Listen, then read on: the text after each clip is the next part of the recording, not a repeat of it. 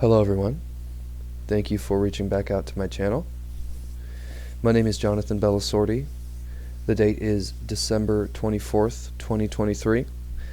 The time is 12:58 a.m. Pacific time. I'm currently recording this video for my channel as an offshoot to a similar topic that I have been covering.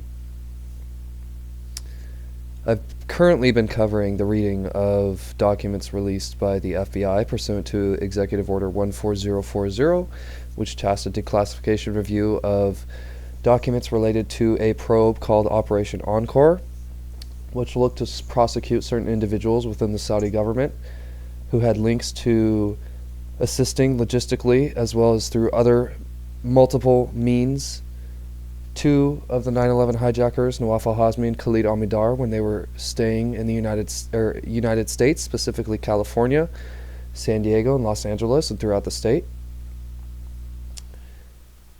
Today, I will be covering what is known as the 28 pages. The 28 pages are located in what's called the final summary of the Joint Inquiry into Intelligence Community Activities before and after the terrorist attacks of September 11th, 2001, also known as the JIS Report. This is Part 4, titled Finding, Discussion, and Narrative Regarding Certain Sensitive National Security Matters. This refers to possible financial support of prominent Saudi businessmen and intelligence operatives and those who were involved with September 11th, 2001 terrorist attacks. There is a full page that has been created called 28pages.org, which discusses it has a timeline of the push to declassify the end of this report, which was from 2003, and the push to declassify that throughout the Bush administration, as well as the Obama administration, and eventually through the Obama administration, which was declassified on the 15th of July in 2016. Now, I do have a couple of documents that I would like to read that I have been scouring through and gleaning information on related to these 28 pages before we actually cover this reading. So I will begin with the first document that I want to talk about, because I have been not caught up but deeply involved in research related to this right now. And I wanted to take just a quick break from the last 6 videos I have produced on the reading of the executive order documents released by the FBI related to the probe Operation Encore, but still cover important material information that has been released in a relatively recent time that is important into pushing for a new, more proper investigation of a more holistic approach to investigating 9/11.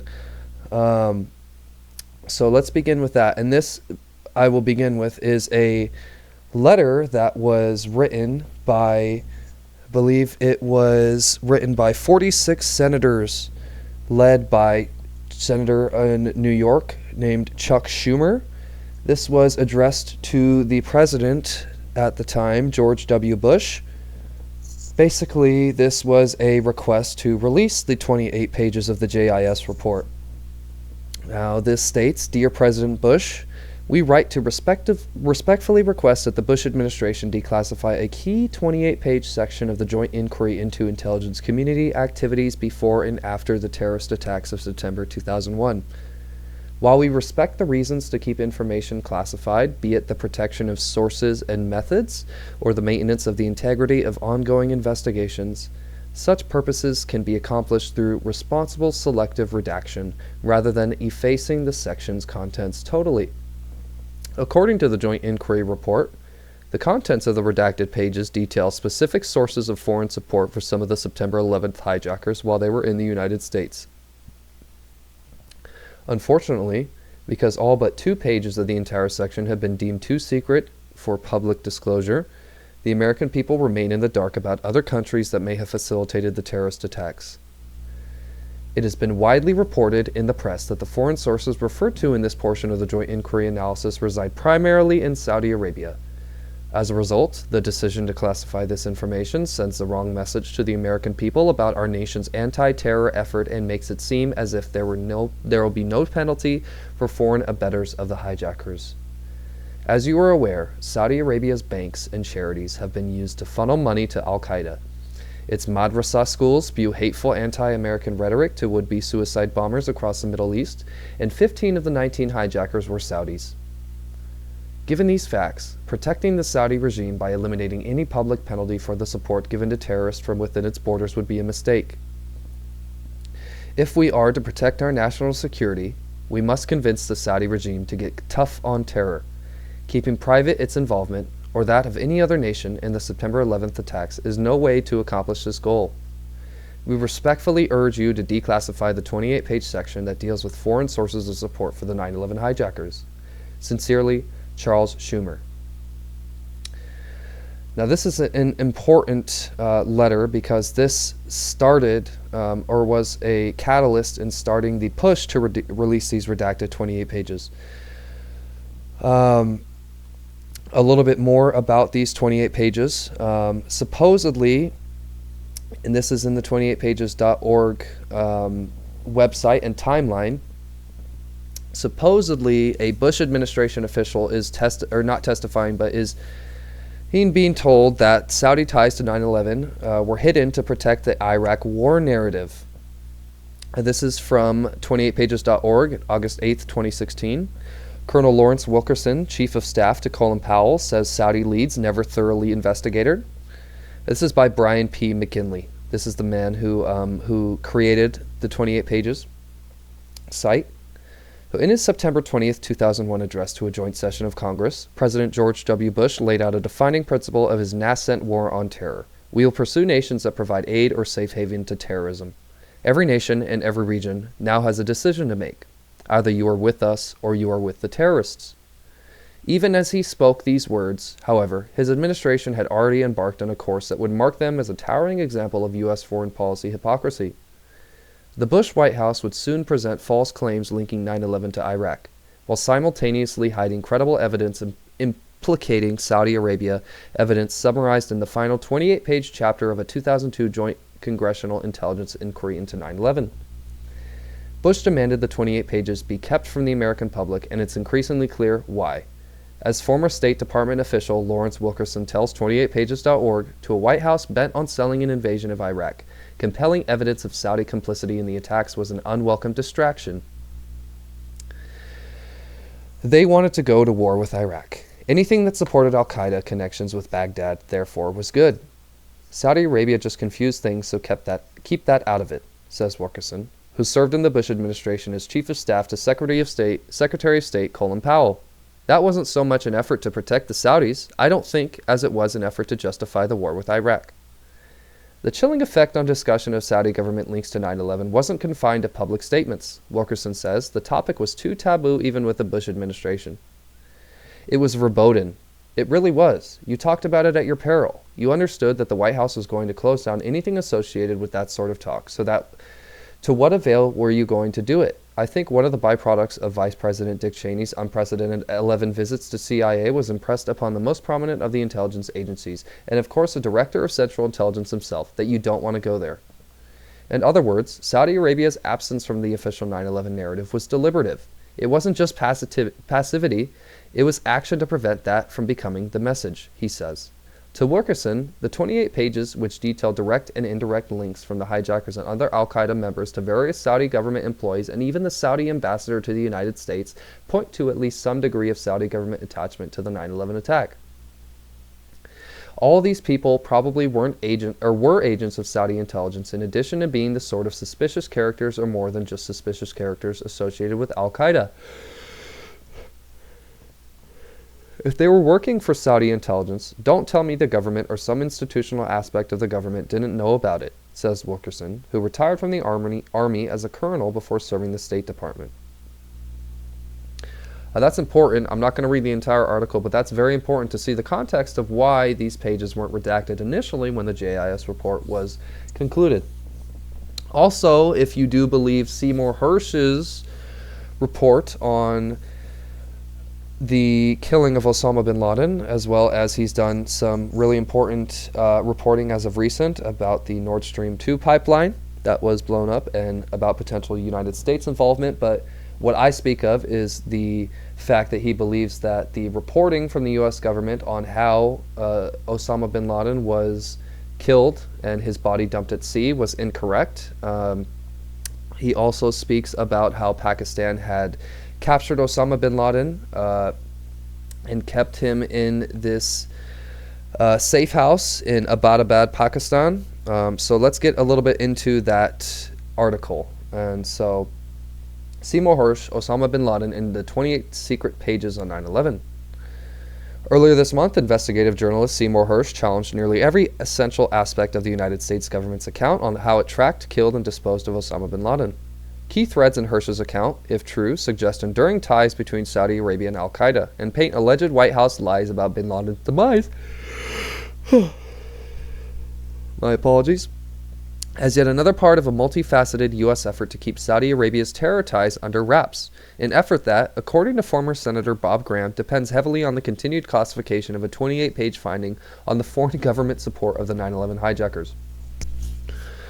So Seymour Hersh wrote a very long piece. It is in the London Review of Books and it is able to be read, but it's 10,000 pages. But luckily this article wrote some of the highlighting points, which as already have read the writing of Seymour Hersh, we could go over, but let's just go over the points that the 28 pages article goes over. So bin Laden wasn't hiding from Pakistani authorities. He had been captured by them and secured at the Abbottabad compound under house arrest. Bin Laden's location in Abbottabad wasn't uncovered by the CIA's savvy tracking of an al-Qaeda courier or aided by the torture of captives. It was handed to the CIA by a Pakistani informer keen on securing a $25 billion reward. The Kingdom of Saudi Arabia financed bin Laden's Abbottabad accommodations. The raid to kill bin Laden was conducted with the acquiescence of the Pakistani army and intelligence services. I believe that Pakistan has a very state-of-the-art border defense missile program. I could be wrong. I can do more research on that, but I believe that it was purchased from the United States, but it has a very strong, I believe, border missile defense capability. And the United States was able to fly their helicopters in, or the Navy SEALs specifically were able to fly unobstructed into bin Laden's supposed compound in Pakistan. So Pakistani guards had been instructed to flee the compound upon hearing the sound of approaching helicopters, and an unarmed bin Laden was simply exterminated by Navy SEALs who entered the structure unopposed. Bin Laden wasn't buried at sea, that his body was thrown from a helicopter flying over the Hindu Kush Mountains.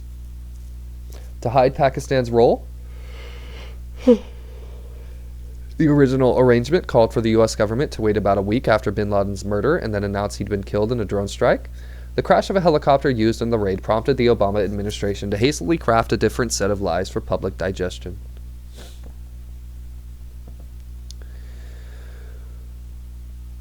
So that's very interesting as a tie-in to the 28 pages. Because it shows that there is an even stronger tie to Saudi Arabia and its links to 9/11 and the funding of 9/11, especially if it is true that Saudi Arabia actually funded bin Laden's stay in Abbottabad and knew about that without telling the CIA or our intelligence agencies of his whereabouts, because supposedly he had been charged with the attacks of September 11th, or at least of aiding and abetting the attacks. So that is very interesting as a tie-in. I'm glad that this page exists for us to bring this information to light. People like me and people like other individuals who aren't 9/11 truthers, but who are citizens hell-bent on providing the truth and information to society so that we can become more informed individuals about this important topic and we can advocate through our representatives to push for a new investigation into the attacks of September 11th, 2001 and the financing of the attack specifically. So let's get into the pages, the 28 pages that were declassified on the 15th of July, 2016.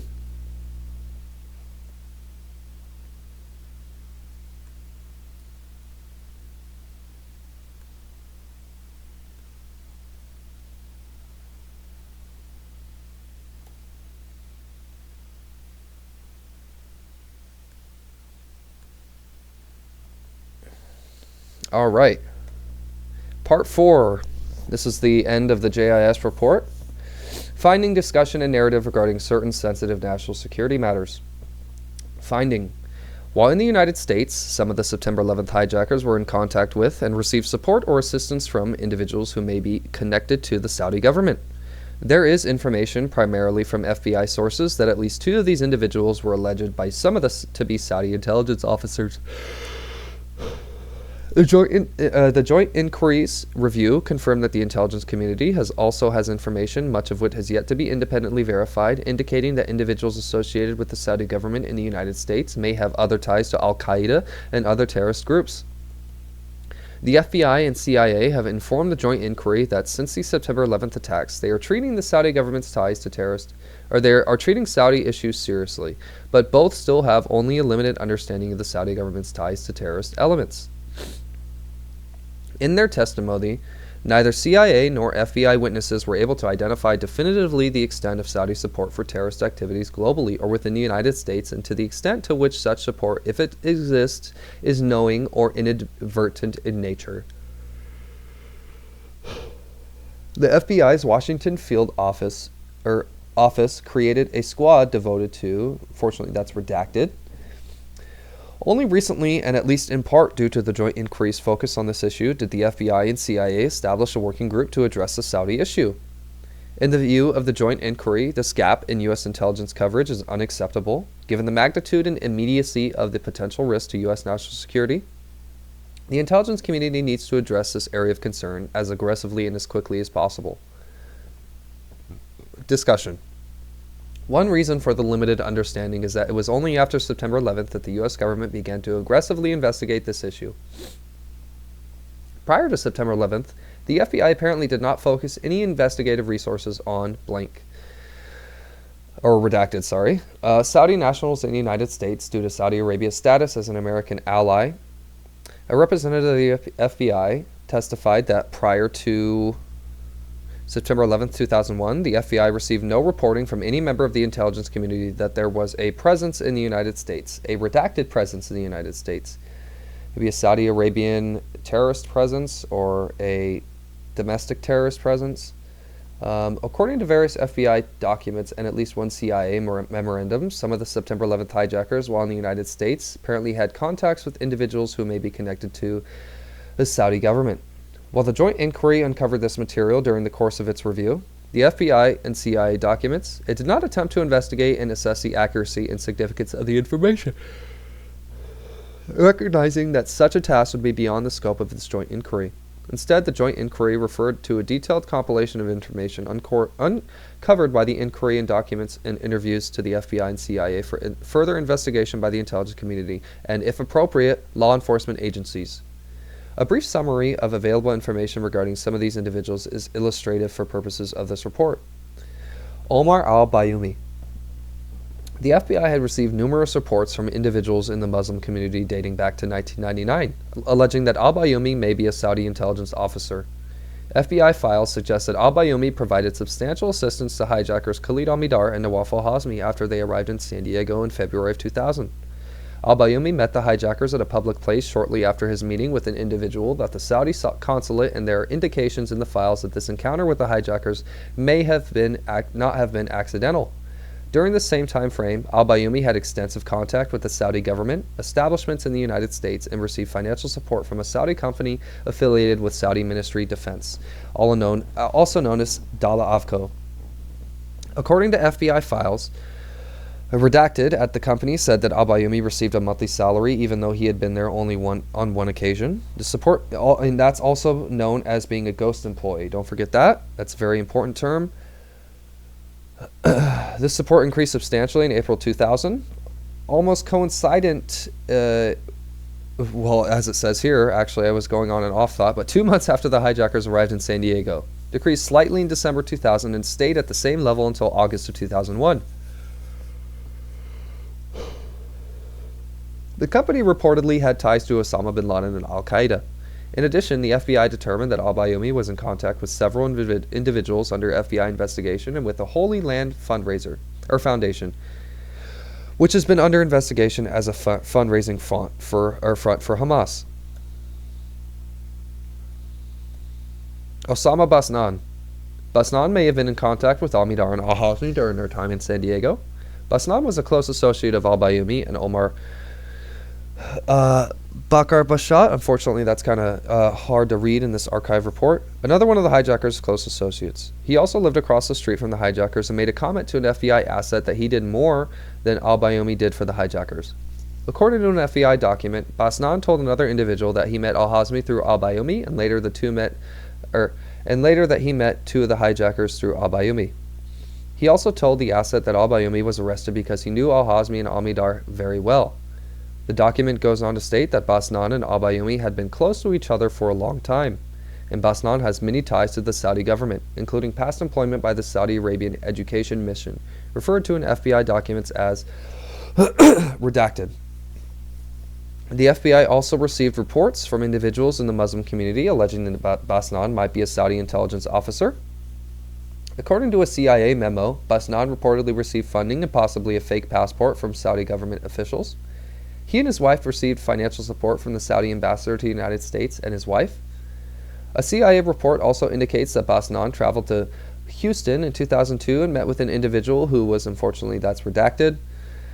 The report states that during the trip, a member of the Saudi royal family provided Bassnan with a significant amount of cash. FBI information indicates that Bassnan is an extreme supporter of Osama Bin Laden, as it has been connected to the Eritrean Islamic Jihad and the Blind Sheikh, also known as the individual who was convicted for the bombings of the 1993 World Trade Center Tower. The 1993 World Trade Center Tower bombings, and also the landmark bombings. Sheikh Al-Tumeri, also known as Fahad Al-Tumeri, the Imam of the King Fahd Mosque. Sheikh Al-Tumeri, according to FBI documents and a CIA memorandum, Al-Hazmi and Al-Midar may have been in contact with Sheikh Al-Tumeri, an accredited diplomat to the Saudi consulate in Los Angeles and one of the imams of the King Fahd Mosque in Culver City, California. Now, we had just read an interview with an individual who was interviewed for the Operation Encore report, who actually speaks of introducing Nawaf Al-Hazmi and Khalid Al-Midar to the Imam Fahad Al-Tumeri, and it spoke about this individual who's being interviewed, stating that, or being questioned as to why he would introduce these two men to somebody who the interviewee saw as being very arrogant, mean, not friendly to people, and he didn't really have a clear answer for that. So let's continue. Also, according to FBI documents, the mosque was built in 1998 from funding provided by Saudi Arabia's Crown Prince Abdulaziz. The mosque is reportedly attended by members of the Saudi consulate in Los Angeles and is widely recognized for his anti-Western views. Salib al-Hussein, in September 2001, Salib al-Hussein, reportedly a Saudi Interior Ministry official, stayed at the same hotel in Herndon, Virginia, where Al-Hazmi was staying. While Al-Hussein claimed after September 11th not to know the hijackers, FBI agents believed that he was being deceptive, and he was able to depart the United States besides FBI efforts to locate and re-interview him. I'm going to look to see if I can do more research on this individual, because that's very interesting to see certain people who are seen as important assets to investigations are able to leave the country. Abdullah Bin Laden. Abdullah Bin Laden claims to work for the Saudi embassy in Washington, D.C. as an administrative officer. He is identified by the FBI as Osama Bin Laden's half-brother. He's a close friend of Mohammed Qadir Houreini, possible associate of Mohammed Atta and Marwan al-Shehi prior to September 11, 2001. A joint inquiry also found other indications that individuals connected to the Saudi government have ties to the terrorist networks, including the CIA and FBI have identified the Ibn Taymiyyah Mosque in Culver City as a site of extremist-related activities. Several subjects of FBI investigations prior to September 11th had close connections to the mosque and are believed to have laundered money through the mosque to nonprofit organizations overseas affiliated with Osama Bin Laden. In an interview, an FBI agent said he believed that Saudi government money was being laundered through the mosque. Another Saudi national with close ties to the Saudi royal family is the subject of an FBI counterterrorism investigation and reportedly was checking security at the United States southwest border in 1999 and discussing the possibility of infiltrating individuals into the United States. According to FBI documents, several of the phone numbers found in the phone book of Abu Zubaydah, a senior al-Qaeda operative captured in Pakistan in March 2002, could be linked at least indirectly to telephone numbers in the United States. One of those U.S. numbers is subscribed to by the ASPCOL Corporation, which is located in Aspen, Colorado, and manages the affairs of the Colorado residence of the Saudi ambassador Bandar, also known as Bandar bin Sultan. The FBI noted that ASPCOL has an unlisted telephone number. A November 18, 2002 FBI response to the joint inquiry states that the CIA traces have revealed no direct links between numbers found in Zubaydah's phone book and numbers in the United States. According to an FBI document, the telephone number of a bodyguard at the Saudi embassy in Washington, D.C., who some allegedly may be a blank, we don't have that, was also found in Abu Zubaydah's possession. And according to FBI agents in Phoenix, the FBI suspects Mohammed I can't even say that because it's such a bad a document. Al-Qudhayn was involved in a 1999 incident aboard an American West flight, which was the FBI Phoenix's office now suspects may have been a dry run to test airline security. During the flight, Al-Qudhayn and his associate asked the flight attendants a variety of suspicious questions. Al-Qudhayn then attempted to enter the cockpit on 2 occasions. Al-Qudhayn and his associates were flying to Washington, D.C. to attend a party at the Saudi embassy, and both claimed that their tickets were paid for by the Saudi embassy. During the course of its investigations, the FBI had discovered that both Al-Qudhayn and the other individual involved in this incident had connections to terrorism. Finally, the committees are particularly concerned about the serious nature of allegations contained in the CIA memorandum found by the Joint Inquiry staff in the files of the FBI San Diego field offices. The memorandum, which discusses alleged financial connections between the September 11th hijackers, Saudi government officials, and members of the Saudi royal family, was drafted by a CIA officer, relying primarily on information from FBI files. The CIA officer sent it to the CTC to determine whether CIA had additional information.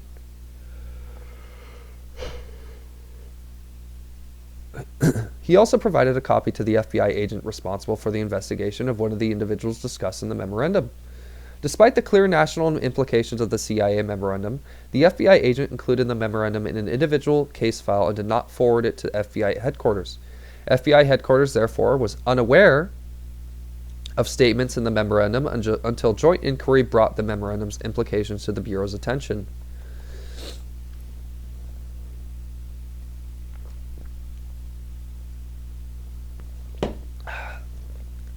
Possible Saudi government connections to terrorists and terrorist groups.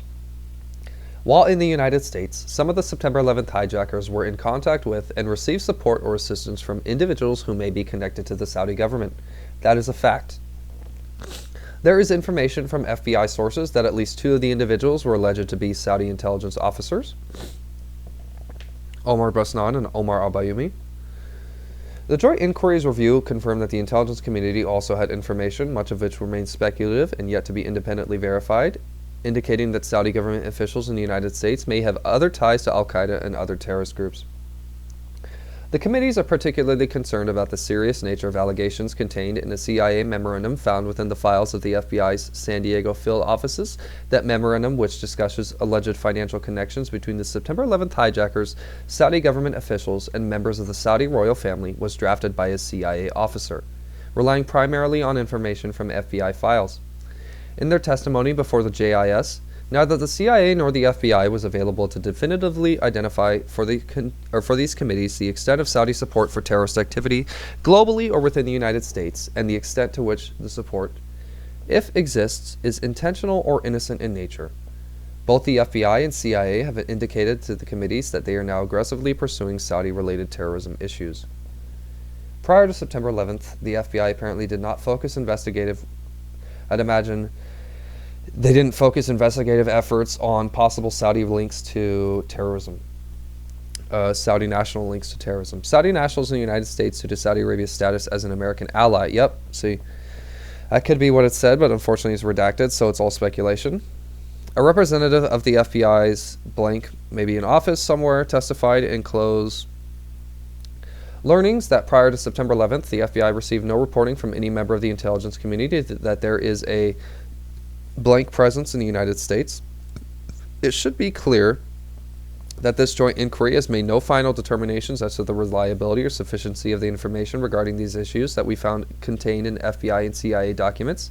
It was not the task of the JIS to conduct this kind of extensive investigation that would be required to determine the true significance of any such alleged connections to the Saudi government. On the one hand, it is possible that these kinds of connections could suggest, as indicated in a report dated July 2, 2002, incontrovertible evidence that there is support for these terrorists within the Saudi government. On the other hand, it is also possible that further investigation of these allegations could reveal legitimate and innocent explanations for these associations. Given the serious national security implications of this information, however, the leadership of the JIS is referring to the staff's compilation of relevant information for both the CIA and for investigative review and appropriate investigative and intelligence action. Possible connections between September 11th hijackers and the Saudi government officials in the United States.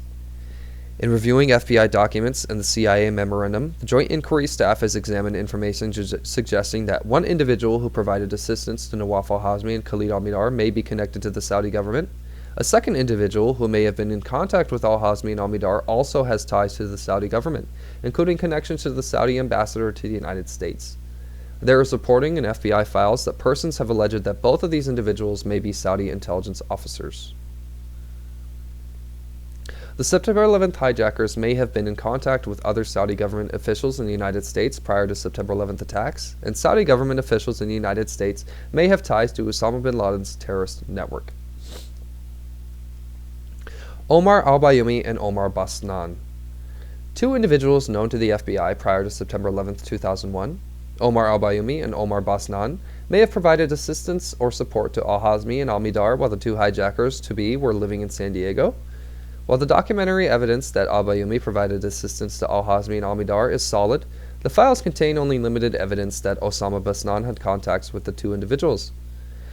When al-Hazmi and al-Mihdhar moved to San Diego, Al-Bayoumi provided them with considerable assistance. Before the hijackers moved in with the longtime FBI informant, they stayed at Al-Bayoumi's apartment for several days until Al-Bayoumi was able to find them an apartment. Al-Bayoumi then co-signed their lease and may have paid off the first month's rent and security deposit. After al-Hazmi and al-Mihdhar moved into their own apartment, Al-Bayoumi threw a party to welcome them to the San Diego community. He also tasked Mukhtar Abdullah, another individual from the Islamic Center of San Diego, to help them get acclimated to the United States. Abdullah served as their translator, helped them get driver's licenses, and assisted them in locating flight schools. And he was also the individual who was with Omar Al-Bayoumi when Omar Al-Bayoumi met them, Nawaf al-Hazmi and Khalid al-Mihdhar, in the Mediterranean restaurant. During the post-September 11th investigations, the FBI discovered that Al-Bayoumi had far more extensive ties to the Saudi government than previously realized. In fact, according to an October 14, 2002 FBI document, Al-Bayoumi has extensive ties to the Saudi government. The connections identified by the FBI are: Al-Bayoumi had been an accountant to the Saudi Civil Aviation Administration from 1976 to 1993 when he relocated to the United States. According to FBI, Al-Bayoumi was in frequent contact with the Emir at the Saudi Ministry of Defense, responsible for air traffic control. The FBI has also located records indicating that Al-Bayoumi received $20,000 from the Saudi Ministry of Finance at one point. When Al-Bayoumi applied to schools in the United States in 1998, he had a letter from the Saudi embassy which stated that he was getting a full scholarship from the government of Saudi Arabia. And while in San Diego, Al-Bayoumi was receiving money from the Saudi Ministry of Defense through a Saudi company called Erkan. Of that company informed the FBI after September 11, 2001 that Al-Bayoumi only showed up at the company on one occasion. He received a monthly salary and allowances, and he stated that at first he attempted to refuse to pay Al-Bayoumi a monthly salary, but he was told that his company would lose their contracts if he did not pay him. He informed the FBI at this time that he attributed this to Saudi corruption. Al-Bayoumi also had frequent contact with the Saudi establishments in the United States. In a review of telephone records, the FBI learned that Al-Bayoumi called Saudi government establishments in the United States almost 100 times between January and May of 2000.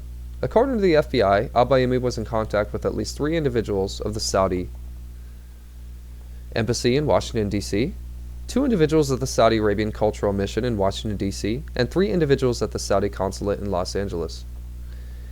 In search of Bayoumi's blank redacted, they also discovered that he had the phone number for an individual at the Saudi consulate in London. 2 former San Diego agents addressed the issue of whether Al-Bayoumi was an intelligence officer at the October 9, 2002 closed hearing. The former case agent who handled the report testified, Al-Bayoumi acted like a Saudi intelligence officer in my opinion, and if he was involved with the hijackers, which it looks like he was, if he signed leases, if he provided some sort of financing or payment of some sorts, then I would say that there's a clear possibility that there might be a connection between Saudi intelligence and the UBL. A former assistant special agent in charge of San Diego testified that FBI received numerous, I would say half a dozen reports from individuals who believed that Al-Bayoumi was a Saudi intelligence officer.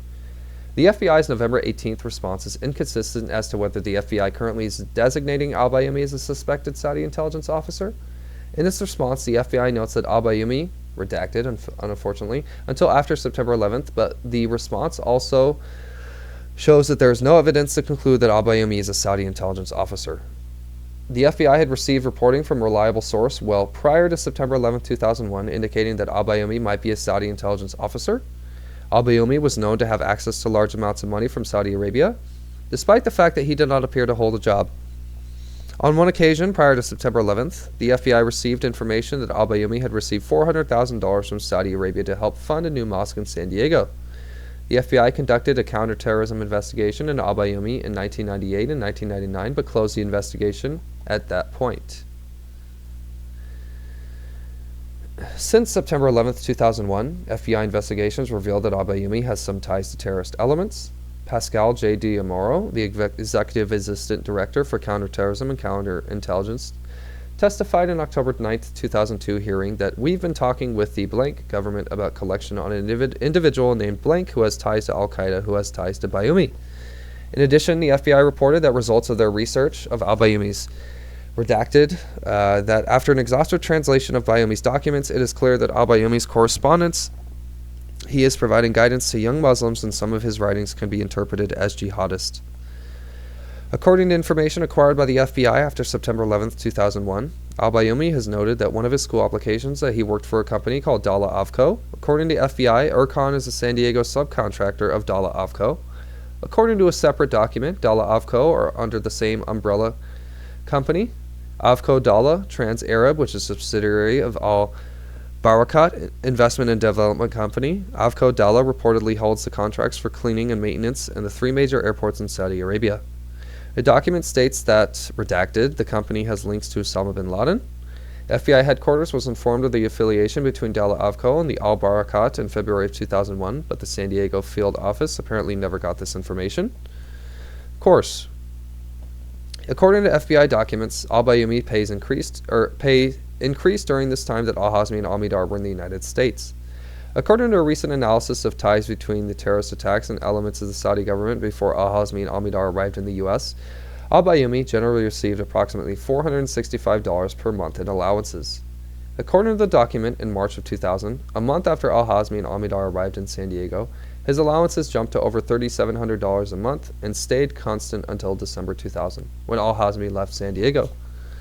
Al-Bayoumi's allowances were then decreased approximately $3,200 a month and stayed at that rate until Al-Bayoumi left the United States in August of 2001, approximately 1 month before September 11th attacks.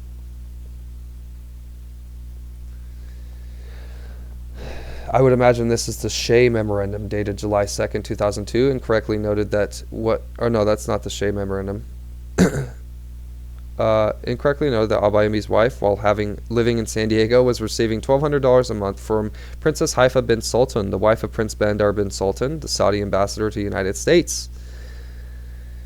The FBI now has confirmed that only Osama Bassnan's wife received money directly from bin Bandar's wife, but that Al-Bayoumi's wife attempted to deposit these checks from bin Bandar's wife, which were payable to Bassnan's wife, into her own accounts. The joint inquiry also found in FBI files information suggesting that Osama Bassnan may have also been in contact with Al-Midar and Al-Hazmi, including Bassnan was a very close associate of Omar Al-Bayoumi's and was in a telephone contact with Al-Bayoumi several times a day while they were both in San Diego. Bassnan also has close ties to a number of other individuals connected to the hijackers, including Omar Bassnan, discussed below, who is referred to in FBI documents as Bassnan's brother-in-law. According to a 2001 October document from the FBI, Bassnan informed an asset that he had met Nawaf al-Hazmi through Al-Bayoumi. He went on to say that he met 2 of the 19 hijackers through Omar Al-Bayoumi. According to the FBI documents, he also told the asset that Al-Bayoumi was arrested because he knew Al-Hazmi and Al-Midar very well. The document goes on to state that Bassnan and Al-Bayoumi have been close to each other for a long time. Bassnan lived in the apartment complex in San Diego across the street from Al-Hazmi and Al-Midar. Bassnan made a comment to an FBI source of the September 11th attack suggesting that he did more of the hijackers than Al-Bayoumi did.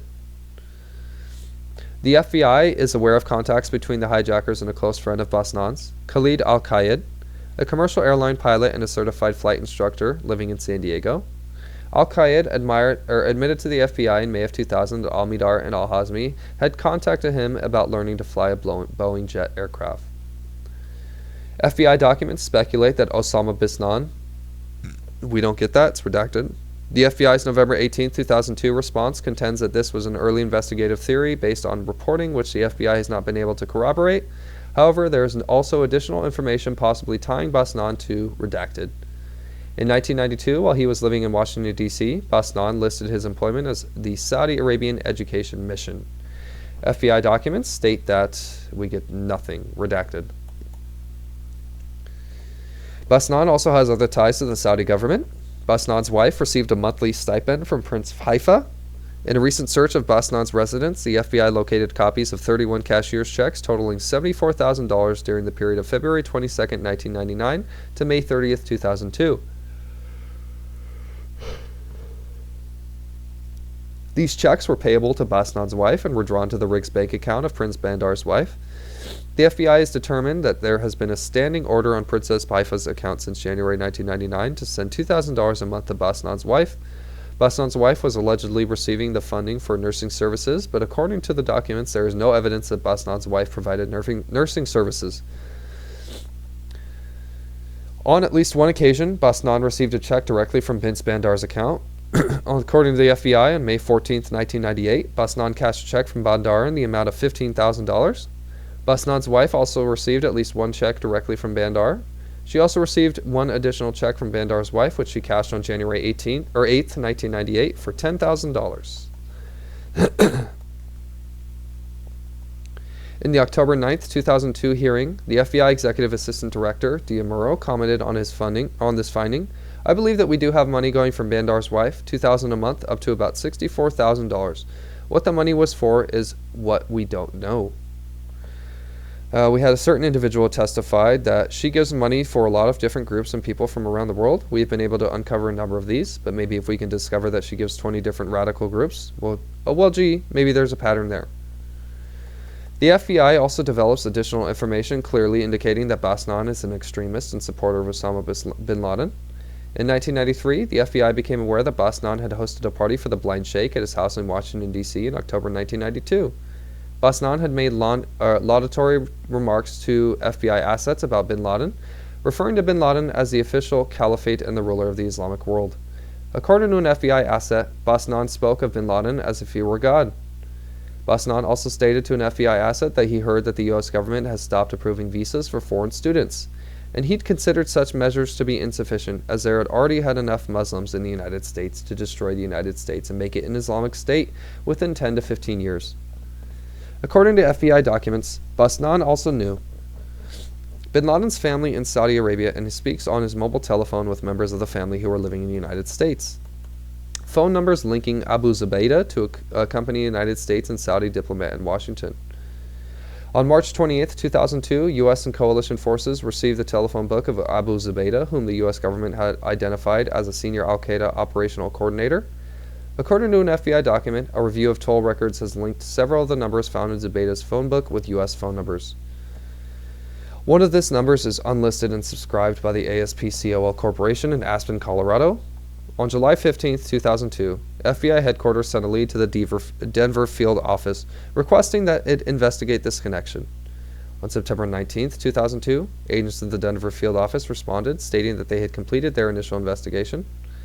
According to the FBI's Denver office, ASPCOL is the umbrella corporation that manages the affairs of the Colorado residence of Prince Bandar, the Saudi ambassador to the United States. The facility is protected by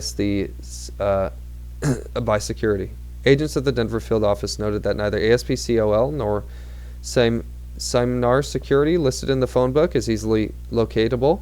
In addition, the Colorado Secretary of State's office has no record of ASPCOL. The Denver office did not attempt to make any local inquiries about ASPCOL, as they believed that any inquiries regarding ASPCOL would be quickly known by Prince Bandar's employees.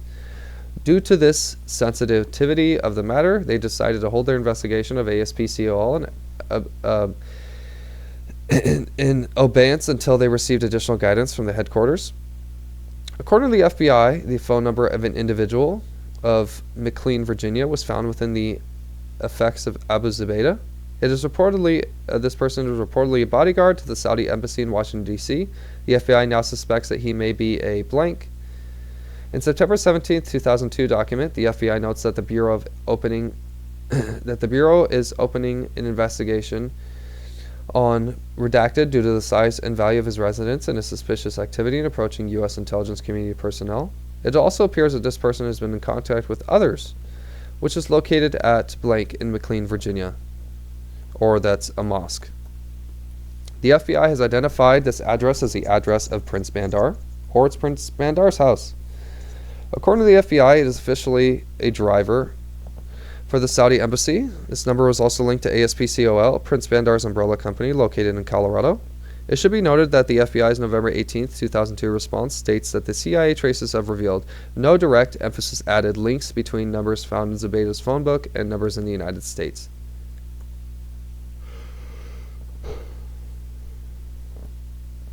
The U.S. government also located another Virginia number at the Osama Bin Laden safe house in Pakistan.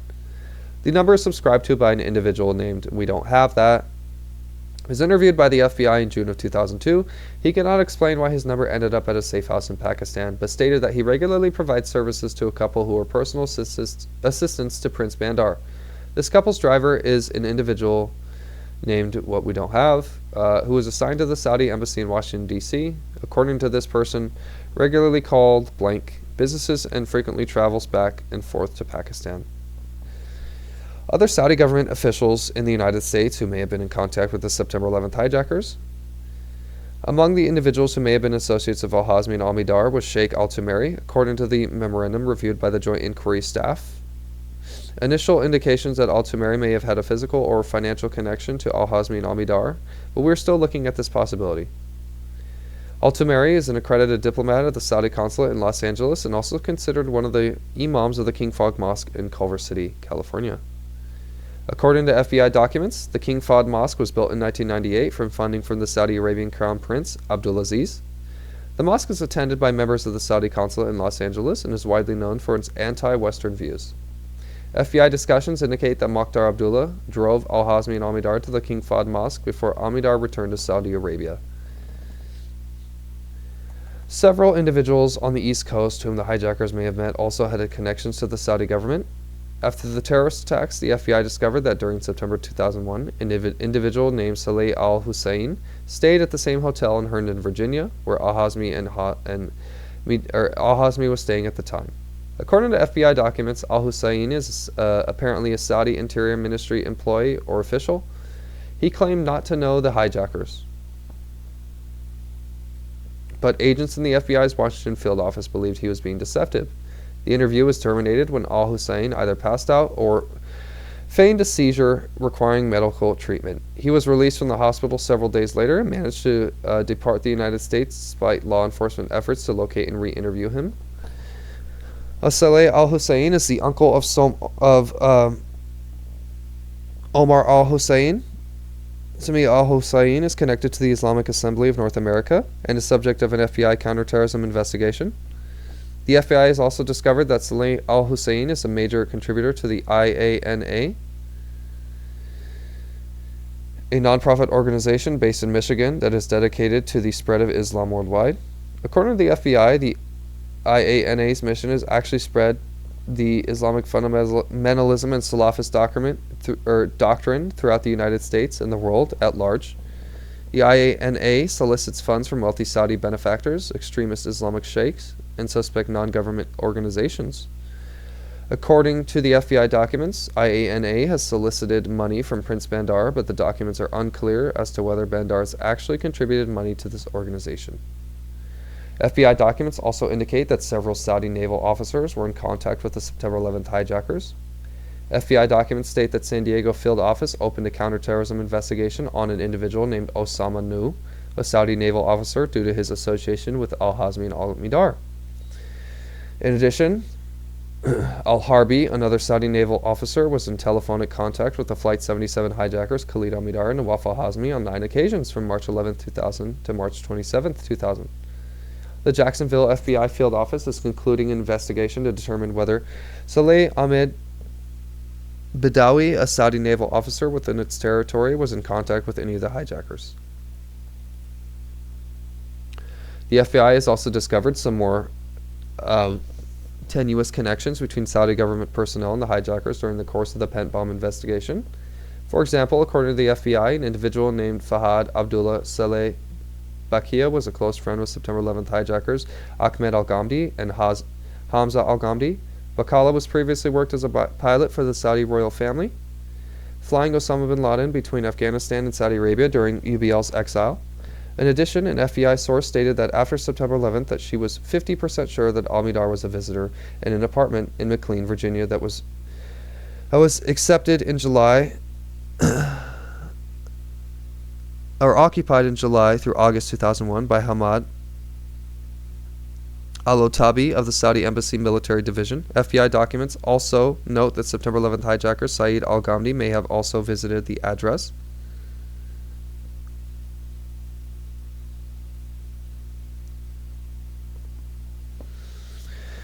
Connections between Saudi government officials in the United States and other possible terrorist operatives. A joint inquiry also reviewed information in FBI files suggesting other possible connections between Saudi government officials and terrorist operatives. For example, according to FBI documents, there is evidence that hijackers Marwan al-Shehi and Mohammed Atta were in contact with Mohammed Rafiq Kadir Huruni, the subject of an FBI counterterrorism investigation since 1999 and a close associate of Abdullah bin Laden, who is referred to in FBI documents as Osama bin Laden's half-brother. Abdullah bin Laden, who is the subject of several FBI investigations, is currently in the United States. He claims to work for the Saudi Arabian Embassy in Washington, D.C. as an administrative officer. Abdullah bin Laden has been Kadir's company and is listed by Kadir as the emergency contact for Kadir's children. They are also in frequent email and phone contact as well. According to the FBI, Abdullah bin Laden has a number of connections to terrorist organizations. He is the president and director of the World Arab Muslim Youth Association and the Institute of Islamic and Arab Sciences in America. Both organizations are local branches of non-governmental organizations based in Riyadh, Saudi Arabia. According to the FBI, there is reason to believe that WAMY is closely associated with the funding and financing of international terrorist activities and in the past has provided logistical support to individuals wishing to fight in the Afghan war. In 1998, the CIA published a paper characterizing WAMY as an NGO that provides funding, logistical support, and training with possible connections to the Arab Afghans network, Hamas, Algerian extremists, and Philippine militants. Also of potential interest, at least in retrospect, it's the 1999 incident involving Mohammed Al-Qudhain and Hamad Al-Shalahi. Al-Qudhain and Al-Shalahi were flying from the Phoenix to Washington, D.C. to attend a party at the Saudi Embassy. After they boarded the plane in Phoenix, they began asking the flight attendant technical questions about the flight that the flight attendant found suspicious. When the plane was in flight, Al-Qudaiyin asked whether the bathroom as one of the flight attendants pointed him to the back of the plane. Nevertheless, Al-Qudaiyin went to the front of the plane and attempted on 2 occasions to enter the cockpit. The plane made an emergency landing and the FBI investigated the incident, but then decided not to pursue a prosecution. At the time, Al-Qudaiyin and Al-Shalahi claimed that the Saudi embassy paid for the airline tickets. After the FBI discovered that an individual in Phoenix who was the subject of a counterterrorism investigation was driving Al-Shalahi's car, the Bureau opened a terrorism investigation on Al-Shalawi. In November 2000, the FBI received reporting that Al-Shalawi had trained the terrorist camps in Afghanistan and had received explosives training to perform Khobar Towers-type attacks.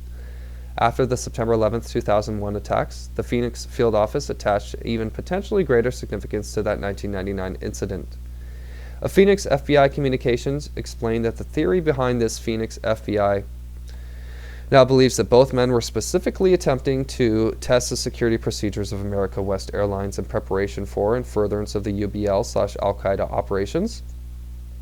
In testimony before the joint inquiry, the agent who drafted the Phoenix EC stated, "In post-9/11 world, I went back and looked at the possibility of being some sort of dry run. It is currently under investigation." In interviews, a Phoenix FBI agent stated that Phoenix believed that Al-Qudaiyin might be redacted. His profile is similar to that of Al-Bayoumi and Omar Bassnan. Might be a Saudi agent, potentially, intelligence agent. He's in the United States and as a student and does not have visible means of income. He is in frequent contact with Saudi government establishments in the United States and appears to be very involved in the affairs of the local Saudi community. He runs a Saudi club in Phoenix and assists the Saudi students in that area. The FBI has also developed information that Al-Qudaiyin was receiving money from the Saudi government, but as of August 2002, he had not obtained the relevant bank records for review. The FBI's Phoenix field office has speculated that Al-Qudaiyin and others may be redacted. There are other indications in FBI files that elements of the Saudi government may have provided support to terrorist networks. For example, the FBI has identified Ibn Taymiyyah Mosque in Culver City as a site of extremist-related activity both before and after September 11th. Several subjects of San Diego investigation prior to September 11th had close connection to the mosque. Based on interviews and reviews of FBI files, San Diego FBI agents believed at the time that these subjects were laundering money for the mosques first to Somali nonprofit organizations and then to other countries affiliated with Osama Bin Laden.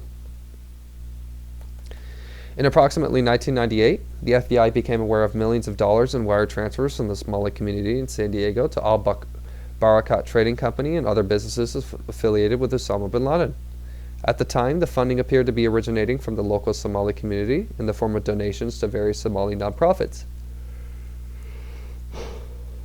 However, the FBI now believes that some of the funding actually originated from Saudi Arabia and that both the Ibn Taymiyyah Mosque in Los Angeles and the Islamic Center of San Diego were involved in laundering the money.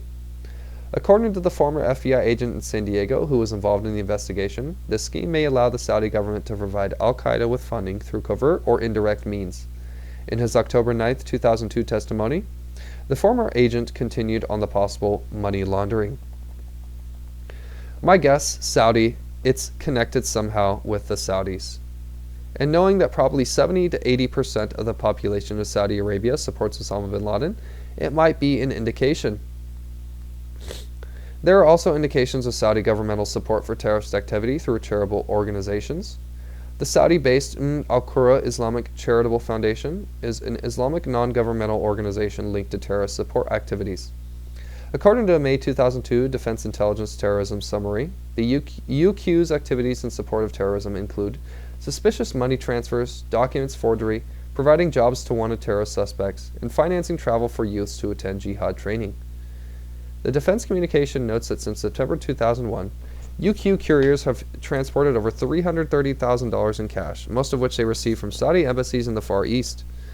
In January of 2002, UQ administration Yasir al-Said Mohammed traveled to Thailand to pick up approximately $200,000 from the Saudi embassy in Bangkok.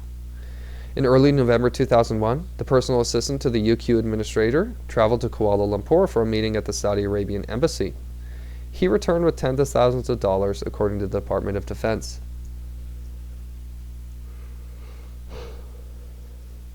CIA, Treasury, and FBI officials have all expressed their concerns about the Al-Haramain Foundation's ties to both the Saudi government and terrorist activity. According to the FBI's November 18, 2002 response, the Al-Haramain Islamic Foundation has clear ties to the Saudi government, and intelligence reporting suggests it's providing financial and logistical support to Al-Qaeda. In 1993, HIF established its U.S.-based office in Ashland, Oregon, and that office has since received approximately $700,000 from the patent offices in Saudi Arabia. The FBI is a pending investigation of the HIF and the activities of the Portland HIF office. As discussed above, the FBI located correspondence between Al-Bayoumi and the HIF. From the documents, it is clear that the HIF was interested in appointing the imam of the mosque in Cajon, California, that Al-Bayoumi managed. The Treasury General Counsel identified the urgent concerns about the foundation. Mr. Aufhauser, second, and this is an important point, it also rises out of Rick's testimony on Al-Haramain, the two branches options that we took public and joint action against. Al-Haramain really does represent a significant issue for the PCC, I believe, and for terrorist financing and for the United States policy. It is, of course, the largest Islamic charity in the world. Its name is synonymous with charity in the Islamic world. Members of the royal family we don't have a great deal of intelligence on, but insignificant branch offices yet to be designated and under current investigation.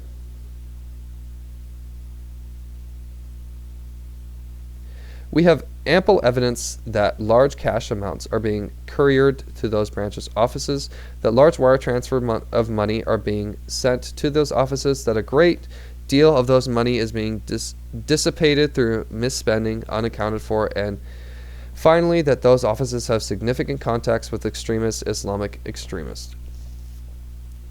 CIA officials recently testified that they are making progress on their investigation of Al-Haramain. A year ago, we had a lot of reporting suggesting branch offices were tied to Al-Qaeda. Over the last year, we developed a lot of intelligence and law enforcement information, and we prepared a paper at about a month to 6 weeks ago, which assembled all of that. The paper gave us a first clear indication that the head of the central office is complicit in supporting terrorism, and it also raised questions about Prince Naif. Finally, the subject of Phoenix and Portland FBI counterterrorism investigations also has close ties to a member of the Saudi royal family. Redacted no longer resides in the United States, but it's still subject of the FBI investigation. The FBI opened an investigation of this person as an employee of Saudi Arabian Airlines in 1999 after receiving information that Bin Laden Lieutenant Abu Zubaydah had been in contact with a telephone number associated with blank in Portland. In May of 2001, 2 individuals were arrested in Bahrain and later admitted that they were on their way to blow up U.S. facilities in Saudi Arabia. One of them had a passport that had been issued. The FBI's Phoenix office had also received source reporting in 1999 that this person was checking security at the southwest border and discussing the possibility of infiltrating individuals in the United States. The FBI had developed information that blank has close ties with one of the Saudi princes and accompanies him on many trips, including travel to the United States. According to the FBI, blank was recently interrogated at the detention facility in Guantanamo Bay.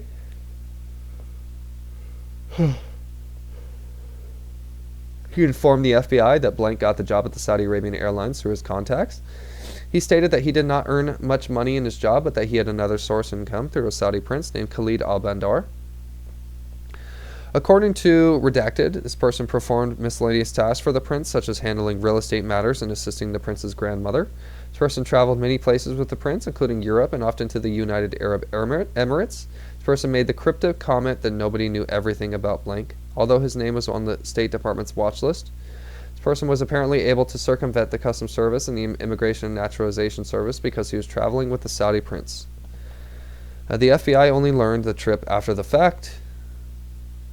Agents in the FBI's Portland field office expressed their concern that blank and others were using their status as the Saudi Arabian Airlines employees as a cover to enable them to transport weapons in and out of the United States. Lack of Saudi cooperation in counterterrorism investigations.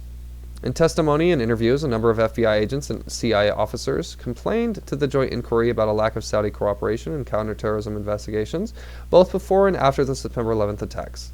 For example, a veteran New York FBI agent stated that from his point of view, the Saudis have been useless and obstructionist for years. In this agent's opinions, the Saudis will only act when it is in their self-interest. When a high-level officer was asked how the September 11th attacks might have been prevented, he cited greater Saudi cooperation, pointing to an example from the summer of 2001, when the U.S. government requested Saudi assistance with no success. In May of 2001, the U.S. government became aware that an individual in Saudi Arabia was in contact with Abu Zubaydah and was most likely aware of an upcoming al-Qaeda operation. The U.S. government pressured the Saudi government to locate him. The Saudis informed the U.S. government that they required additional information to do so. The U.S. government's agency then had originally learned of this individual's knowledge. It refused to provide the Saudis with additional information because it would reveal sources and methods. The National Security Council also tied the pressure to the Saudis, but the Saudis did not cooperate with the additional information. According to some FBI personnel, this type of response is typical from the Saudis. For example, one FBI agent described one investigation after the September 11th in which he provided the Saudi government with copies of the subject's Saudi passports. The Saudi government maintained that they had no record of the subjects. According to the former chief of Alex Station, the unit in the DCI's Counterterrorism Center established in 1996 to focus specifically on Osama Bin Laden, it was clear from about 1996 that the Saudi government would not cooperate with the United States on matters relating to Osama Bin Laden. There is a May 1996 memo from the DCI's Counterterrorism Center stating that the Saudis had stopped providing background information or other assistance on Bin Laden because Bin Laden had too much information about other official Saudi dealings within Islamic extremists in the 1980s for Riyadh to deliver him into U.S. hands. In a June 1997 memo to the DCI,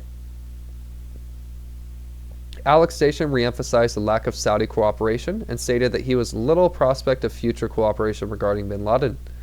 The former chief of Alex Station thought that the U.S. government's hope of eventually obtaining Saudi cooperation was unrealistic because Saudi assistance to the U.S. government on this matter was contrary to Saudi national interests.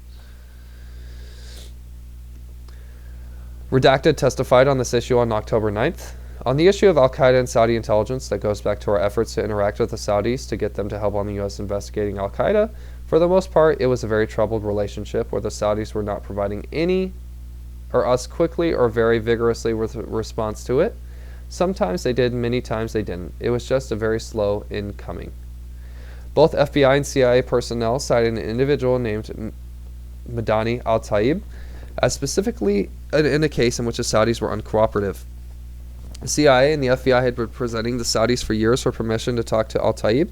According to the former head of Alex Station, al-Taib managed all of Bin Laden's finances when Bin Laden was in Sudan, and any expense over $1,000 had to be approved by al-Taib. Al-Taib moved to London in 1996 to work with Khalid al-Fawaz, another important al-Qaeda figure, who has since been arrested. In the summer of 1996, al-Taib returned to Saudi Arabia. The Saudis continuously refused the FBI's and CIA's request to talk to al-Taib, stating in the words of an FBI agent that al-Taib was just as a poor man who had lost his legs. He doesn't know anything. The former chief of Alex Station also cited in examples of Mohammed Jamal Khalifa. Khalifa is Bin Laden's brother-in-law and an important figure in al-Qaeda. The U.S. government arrested Khalifa in the United States in 1994. Khalifa had been sentenced to death in absentia by the Jordanian government for his role in bombing in Jordan. As a result, the U.S. agreed to extradite him to Jordan. The Jordanians then returned him to Saudi Arabia. In the opinion of the CIA officer, the Saudis bought off the Jordanians for the return of Khalifa. According to the CIA officer, when Khalifa subsequently arrived in Saudi Arabia, he was met by at least one important government official. Khalifa now works for a Riyadh-based NGO and travels and operates freely. The General Counsel of the U.S. Treasury Department testified on July 23, 2002, hearing about the lack of Saudi cooperation within the U.S. There's an almost intuitive sense, however, that these things are not being volunteered. So I want to fully inform you about it, that we have to ask and have to seek and we have to arrive. I will give you 1.5 examples. The first is to have some period that the Saudis have agreed to the designation of a man named, I'm not even going to try that, who is notoriously involved in all of this, and his designation will be public within the next 10 days. They came forward to us 2 weeks ago and said, okay, we think we should go forward with the designation and a freeze order against Mr. Julaydeen. We asked what do we have on him, because they certainly know that what we have on him, because we shared it as we've tried to convince them. They may ought to join us. The answer was nothing new. Mr. Harruter, do you believe that? Mr. Aufhauser, no, I think that taxes credulity, or there's another motive we are not being told. All right, 3 more pages. Status of the U.S. intelligence community's investigation into connections between terrorism and Saudi government officials. Both the FBI and CIA have informed the committees that they are treating the Saudi issue seriously. According to the November 18, 2002 FBI response, the FBI and CIA have established a working group to look into the Saudi issue. The FBI formed a squad at the Washington field office to investigate this issue, and it's all redacted. However, both the FBI and the CIA still have only a limited understanding of the Saudi government's ties to terrorist elements. In October 9 of 2002, closed hearing director Mueller stated, "If I have one preliminary note of caution, it is that at this point there are more questions than answers, and I would caution against jumping to conclusions before we know more." A document located by the Joint Inquiry Staff confirms the FBI's Washington field office is still in the early stages of focusing on these investigations. In an August 15, 2002 communication, a field office agent stated that, redacted, the same document the Washington field office asked, redacted, we don't get that, redacted acknowledges in his testimony that the understanding of this issue is limited as well. With regards to the specific question of have we seen the Saudi intelligence services supporting terrorist groups, I think the record is not clear at all on that. Both the FBI and the CIA recognize the possibility that the individuals connected to the Saudi government may be providing support to terrorists. Another individual testified, so there is certainly a good chance that there are sympathizers or extremist sympathizers possibly for Al-Qaeda within the security services. Redacted also noted that Abu Zubaydah said he's confident that Al-Qaeda must have contacts certainly with Saudi in the United States, and that Al-Qaeda and Osama Bin Laden are particularly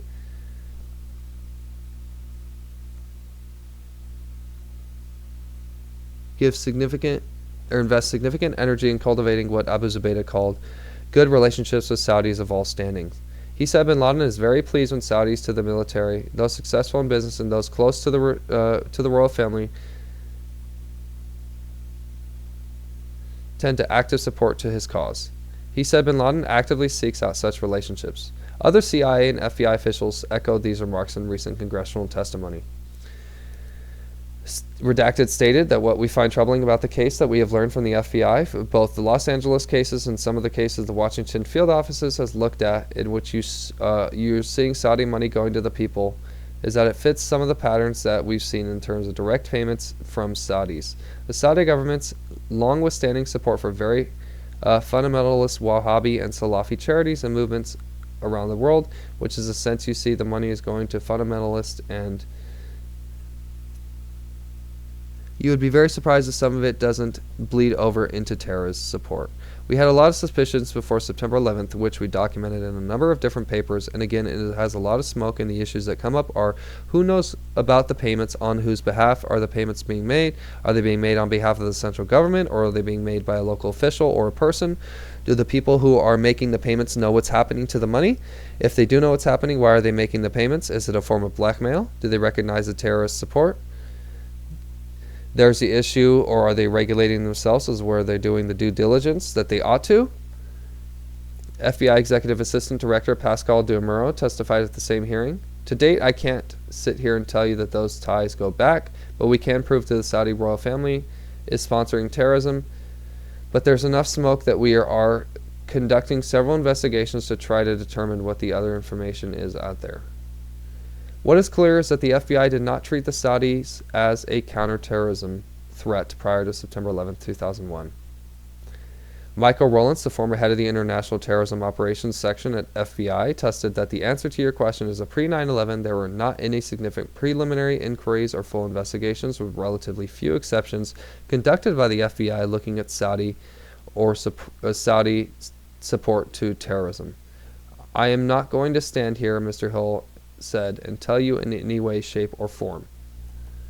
The former assistant special agent in charge in San Diego confirmed this in his testimony. Basically, redacted, they were not a country identified by the State Department as a state sponsor of terrorism, and that the name or the common modus operandi that we saw them in San Diego was that if there were redacted there, their primary objective was to monitor dissidents in the interest of protecting the royal family, so they were not viewed as a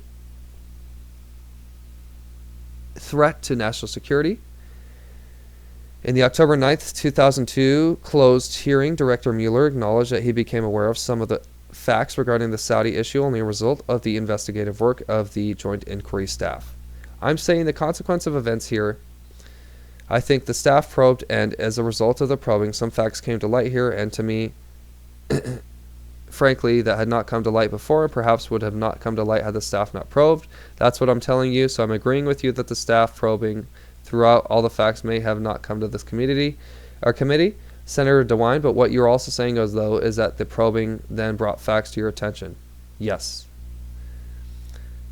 And that concludes the reading of the Joint Inquiry Section 4, 28 pages report that were redacted in 2002, but were released in 2016 for us to read. So I hope you enjoyed that reading. I know it was a long one, about an hour long, so thank you for following along, and I hope you gleaned some information about this.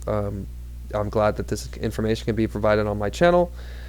Please hit the like and subscribe button and comment any questions you have, and I will get back to you. Thank you and have a wonderful holiday.